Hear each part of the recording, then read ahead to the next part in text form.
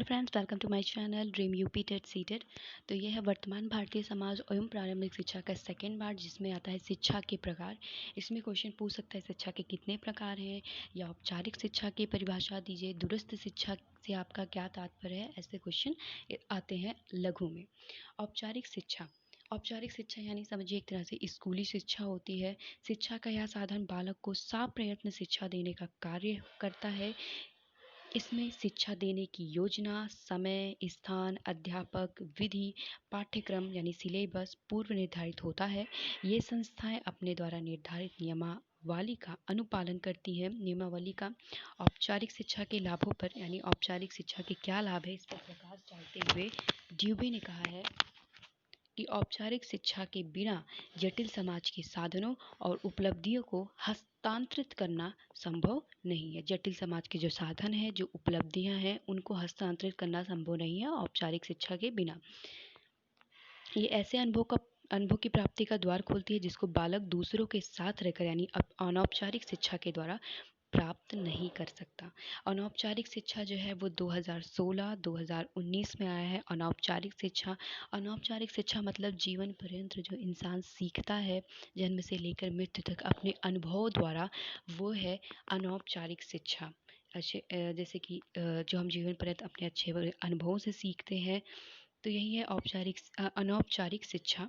इसमें इसका मानना है कि लिखना पढ़ना यही शिक्षा नहीं है, बल्कि व्यापक और विस्तृत है। दो लोगों ने परिभाषा दी है, बेंटॉक और जे एस राय। इसमें जो जो परिभाषा आसान है उसको आप याद कर लीजिएगा, क्योंकि पूछेगा अगर अनौपचारिक शिक्षा की परिभाषा तो हम इसको लिख सकते हैं। बेंटॉक के शब्दों में शिक्षा उसी प्रकार के अनुभव का योग है जिसे मनुष्य अपने जीवन काल में प्राप्त करता है, यानी अपने अनुभव से अनुभव का योग है, और जिसके द्वारा वह जो कुछ है उसका निर्माण होता है। तो इसमें से इजी जो है वो बेंटॉक का है, बेंटॉक का याद कर लीजिएगा। तो यह है अनौपचारिक शिक्षा। अगला जो आता है वो है वैकल्पिक एवं नवाचारी शिक्षा। इसको हम कह सकते हैं निरौपचारिक शिक्षा, यानी औपचारिक और अनौपचारिक का मिश्रण। यह शिक्षा का वह साधन है जिसमें शिक्षा का औपचारिक जो स्वरूप होता है वो पूर्ण रूप से नियंत्रण में होता है। इसमें औपचारिक स्वरूप भी होता है शिक्षा का, अनौपचारिक स्वरूप भी होता है शिक्षा का। यह शिक्षा को एक सचेष्ट प्रक्रिया के रूप में देखते हैं। एवं शिक्षा के विभिन्न आयाम जो होते हैं, आयाम मतलब जैसे शिक्षा का प्रवेश हो गया, पाठ्यक्रम हो गया, शिक्षण विधि हो गया, अध्यापक हो गए, छात्र, शिक्षा के क्या उद्देश्य है, शिक्षा की व्यवस्था पूरी तरह से औपचारिक होती है। यही है विभिन्न आयाम। परंतु इसके साथ ही शिक्षा के अनौपचारिक स्वरूप को भी नियंत्रित किया जाता है। औपचारिक अनौपचारिक दोनों को नियंत्रित किया जाता है। यानी निरौपचारिक शिक्षा में शिक्षा ना तो पूर्णतः नियंत्रित, ना पूर्णतः अनियंत्रित, वरन दोनों का सम्मिश्रण, ना पूरी तरह से कठोर, ना पूरी तरह से अनुशासनहीन। अगला जो हमारा आता है वो है दूरस्थ शिक्षा। दूरस्थ शिक्षा, आप मान लीजिए आप किसी दूर कॉलेज में एडमिशन लिए हो, वहाँ आप नहीं जा सकते, वहाँ की जो क्लासेस हैं वो आपको ऑनलाइन प्रोवाइड की जा रही हैं, या यूट्यूब के माध्यम से आप जो देखते हो, जो क्लासेस लेते हो, तो वो एक तरह से दूरस्थ शिक्षा ही है। मतलब आप शिक्षक और विद्यार्थी एक दूसरे से दूर होकर भी शिक्षण कार्य कर रहे हैं। तो दूरस्थ शिक्षा की परिभाषा देखते हैं। जैसे प्राचीन परंपरा थी तो उस अनुसार शिक्षक गुरु के सम्मुख उपस्थित होकर शिक्षा प्राप्त करता था। आमने सामने बैठकर शिक्षा के आदान प्रदान होते थे गुरु शिष्य में। परंतु जब इतने परिवर्तन हुए तो उसमें सामाजिक, आर्थिक, शैक्षिक समीकरणों के बदलाव ने नई नई तकनीकों को जन्म दिया है, परंपराएं बदली और दूरस्थ शिक्षा का जन्म हुआ। क्योंकि जनसंख्या वृद्धि, संसाधनों की कमी, विद्यालय, महाविद्यालय, विश्वविद्यालय में विद्यार्थियों के लिए सीटों की प्रतिबंधात्मक संख्या ने दूरस्थ शिक्षा के प्रति रुचि जागृत की। दूरस्थ शिक्षा जो है उसके माध्यम से हम अपने जिस विश्वविद्यालय के मतलब जो विश्वविद्यालय पसंद करते हैं, यानी जैसे कि कैम्ब्रिज, ऑक्सफोर्ड, इनकी शिक्षा हम इंटरनेट से ग्रहण कर सकते हैं, यानी यूट्यूब के थ्रू ग्रहण कर सकते हैं। यही है दूरस्थ शिक्षा।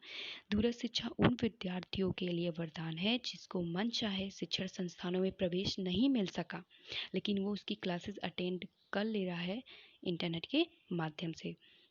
कर्मचारी हो गए, विकलांग हो गए, या आर्थिक रूप से जो अभावग्रस्त श्रमिक हैं, लोग हैं, वो दूरस्थ शिक्षा का उनके लिए एक तोहफा है जो आधुनिक तकनीक की देन है। देश के दूर दराज क्षेत्र दूरस्थ शिक्षा का प्रकाश उस अंधकार में उजाला ला सकता है। तो दूरस्थ शिक्षा जो है एक महत्वपूर्ण और लोकप्रिय उपागम के रूप में मान्यता प्राप्त कर चुकी है। दूरस्थ शिक्षा की कुछ विशेषताएं देख लेते हैं। तो दूरस्थ शिक्षा की पहली विशेषता है आमने सामने बैठकर अध्ययन करने से सर्वथा विद्या। जो आमने सामने हम बैठ के शिष्य गुरु जो होता है क्लासेस अटेंड करते हैं तो उससे तो भिन्न ही है। यह पद्धति सेल्फ स्टडी पर अधिक बल दिया जाता है। सेल्फ स्टडी मतलब कि हमने आपको पढ़ा दिया, अब आपको खुद जो आपने नोट बनाए हैं देखकर उन्हें आपको खुद पढ़ना है। और इस पद्धति के अंतर्गत अध्ययन के दौरान विद्यार्थी और अध्यापक में सीधा संपर्क संभव नहीं होता है। सीधा संपर्क यानी हम यहाँ इधर वीडियो डल गया, आपने उधर देख लिया वीडियो, तो यानी सीधा संपर्क नहीं होता है। द्विमार्गीय संप्रेषण के द्वारा विद्यार्थी और अध्यापक के मध्य संबंध स्थापित कर अध्ययन में होने वाली जो भी बाधाएं हों उनको दूर किया जा सकता है। दूरस्थ शिक्षा के अंतर्गत विद्यार्थी और अध्यापक के मध्य संबंध स्थापित करने के लिए रेडियो हो गया, दूरदर्शन हो गया, VCR, CD player, computer, internet इत्यादि का प्रयोग किया जा सकता है। यह है दूरस्थ शिक्षा की विशेषताएं। तो यह औपचारिक सा जिसमें चैप्टर 3 में केवल यही क्वेश्चन जो है वो इम्पॉर्टेंट है। नेक्स्ट वीडियो में चैप्टर 4 डालेंगे उसके। Thank you.